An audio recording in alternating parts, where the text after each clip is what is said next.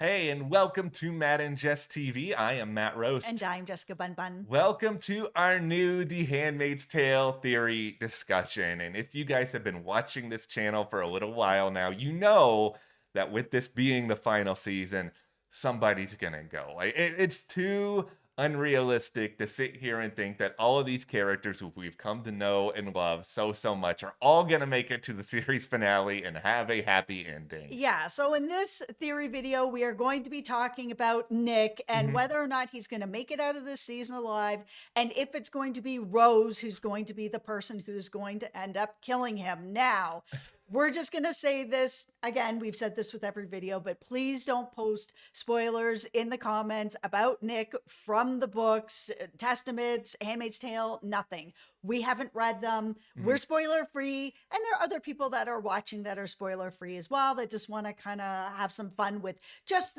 this amazing TV show that we've got here. So thank you so much to everyone who has. Yeah, we really appreciate that. I mean, this question of, is Rose going to kill Nick? It's one that makes my head spin a little bit. I'm also not that I want to see Nick die by any means, because I don't, but it's nice to get out of being worried about whether or not Janine is going to die for a I couple of know. minutes to think about another character, because this has been my obsession for like 3 weeks now. But I am really interested with this Nick story because he is fundamentally someone who's trying to live in two worlds. And in a way, he's kind of tried to live in two worlds from the very beginning of the Mhm. show. Like, he's had this relationship with June that has been romantic at times, and they have this really deep, unbreakable bond, but he's still a man in Gilead, and there are a lot of expectations that come along with that. And so there's only really so far he can go and do anything with June with these sort of rules and stipulations laid out in front of him. Yeah, and there's only so much Rose is going to be able to take as well. I've always kind of wondered if we would ever get to a situation where a wife might crack and might not be able to deal with what's going on anymore and actually just take matters into her own hands. Because I know we saw Rose basically tell Nick, I'm leaving you. Mhm. I was like, what world are you living in that you think a wife in Gilead can just divorce your husband or leave him? That's not an option. So No. your option is to stay with him or maybe kill him. Okay, we're going to get into a whole lot more when it comes to that, how this could happen, her motives, what it all could look like. But before we do, be sure to hit that subscribe button, because we have so much more coming on The Handmaid's Tale. There are a number of episodes still to go. We have reviews, previews, theories like this, so much more. And also, beyond all of this, we're in the midst of covering The Last of Us on HBO. And if you guys did not know, today is the premiere date of You Season 5 on Netflix, which also fittingly has Madeline Brewer, who plays Janine on The Handmaid's Tale, who's a part of that. We have our full review of that happening today. So thank you so much to everyone who has subscribed. Absolutely. We also have Dexter Resurrection coming up, Nine Perfect Mhm. Strangers, Alien Earth. So hit that subscribe button. It really helps us a lot here at the channel. And if you want to support us further, you can head over to our Patreon. We have a link for you in the description. We are going to be covering over there Criminal Minds Evolution Season 3, which is airing on Paramount Plus, Yes. and Murderbot, which is going to be airing on Apple TV Plus. And it is the only place that you will be able to get those video reviews. So thank you so much. Thank you, guys. And by the way, everybody, I have watched this Murderbot trailer at least So 7 times. Every time I get more and more excited. Okay, let's talk about Rose here, because Rose is really in this difficult position where she is married to Nick. We saw back in the past where she knows a little bit about what is going on with June, has Yeah. kind of helped cover up a little bit of that, where Nick has helped June. And I get the feeling from Rose that she felt like that was going to be the end, that, he's helped her, he's done, he's now going to be with her, that now they have this marriage, Mhm. she's pregnant, things are going to be more focused on their family, that she did her part to help out June and help out Nick, and now she's going to get the rewards from that she gets to have Nick all to herself. And Mhm. that has not been the case. She knows that he is still kind of sneaking around and doing whatever, and she is done with it. And as her being a wife, I understand why she's done with that. Who wants to have a husband that's sneaking around with someone else that he's actually in love with, to be the wife, to be like, oh, I know my husband's in love with another woman. Yeah. And while he can't be only with her, it's a very difficult situation for Rose to be in. She can't leave. Yeah. I know she said oh, I'm done, I'm going to leave. You can't leave. You're Yeah. in Gilead. Women don't have choice Yeah. to be like, I'm getting a divorce. Yeah. That doesn't happen. So her choice is really to stay with him and continue to feel this way. She's about to give birth to their child. So at that point, does she really want to have that child with Nick, who's going to be running off to his lover every time she calls or needs help or whatever? That's a long life, man. So what is her other option? It could be that she decides to find a way to kill him and make it look like an accident. So maybe she can go forward and marry someone else. Yeah, I mean, this is a really complicated situation for her because this is a little bit of a bizarre comparison, but this is the one I really think about a lot is that in the annals of history, King Henry VIII basically had to Yes. create an entirely different version of the church for himself so that he could divorce Right. his wife. But the problem there is that that's a king, that's somebody who has the utmost power. Rose does not have any power No. in her society, and she can't create her own religion to do something like this or her own version of the church. And I understand that her father is High Commander Wharton, and that's somebody who has a certain amount of power. But at the same time, it's a really hard sell, this idea of, oh, Dad, do you mind going to the other commanders and trying to find a way to finagle me out of this relationship? Like, that's just society, at least my interpretation of this society is that it's not going to work like that, where Wharton may be able to pull some favors for her, as Mm-hmm. in make sure you're not in a husband who's going to hurt you physically or Right. do something, but like that he's going to be able to get her a divorce. I don't buy that. No, I don't know how that would ever happen. And I don't think the show would go in that direction because they have set up Gilead to be a place where women don't have choice. You Yeah. can't just decide to get divorced. Like, way worse stuff has happened to other wives and they can't leave. So why would Rose be able to get to leave? I know Wharton is a high commander, but Yeah. there are lots of high commanders and no one's getting divorced. It's not a thing that's going to happen. No. So I just don't see another option for her. The thing is that we don't know that much about her. Yeah, well, that's the tricky thing about where we are in the show at this point. They only have so many episodes left. And by virtue of that, they can't really just give this waterfall of story to Rose at this point, because then you're basically being like, okay, June's not going to have any, Serena's not going to have any, Luke's not going to have any, and you only have so much episode. So whatever Rose may decide in these upcoming episodes, if she decides anything, they're going to have to find a way to both justify that and then deliver that in a pretty short period of time. Yeah, Bruce Miller, who's the creator of the show, was talking to Entertainment Weekly about Rose, Mhm. and he said, do you trust her? Is really more of the question. I mean, I don't know if I trust her. And for me, if Bruce doesn't trust her, I don't trust her because, I mean, he would know, right? Yeah, and Bruce we trust when it comes to this Right? sort of thing. So it's just like, okay, yeah, I don't think we have that much of a reason to trust her, and for a number of different reasons. Like, one idea that sticks out a lot in my head is obviously there's a big personal motive for her to maybe want to do something to Nick. But then there's also this motive. It's like, okay, what if she eventually finds out that Nick is doing all these different things to help June when it comes to the vantage point of trying to take down Gilead or trying to Mhm. take down what has been established, all these different problems. And she has this supreme loyalty to her dad, to somebody else. Like, she could set up a situation here where she doesn't actually have to get any of the blood directly on her hands, where she could just sort of report some of Nick's misdeeds and then have someone else go ahead and do the bidding for her. So the other thing that is going to be coming up, and we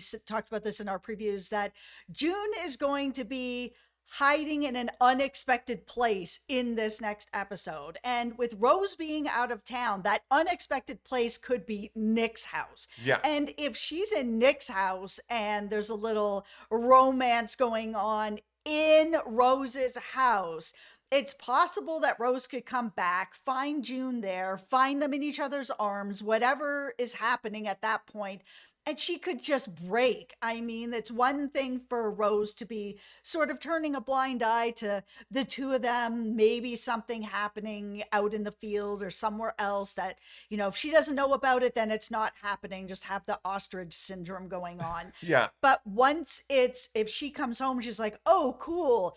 June is in my house. This is happening. What could be happening in my house, in my bed, under my roof? Then it becomes really personal and even more disrespectful. I could see that being the moment that Rose just can't take it anymore. Yeah. Just be like, I am pregnant. I am married to you. Your lover is in my house. You guys are together in my house. Like, I've had it.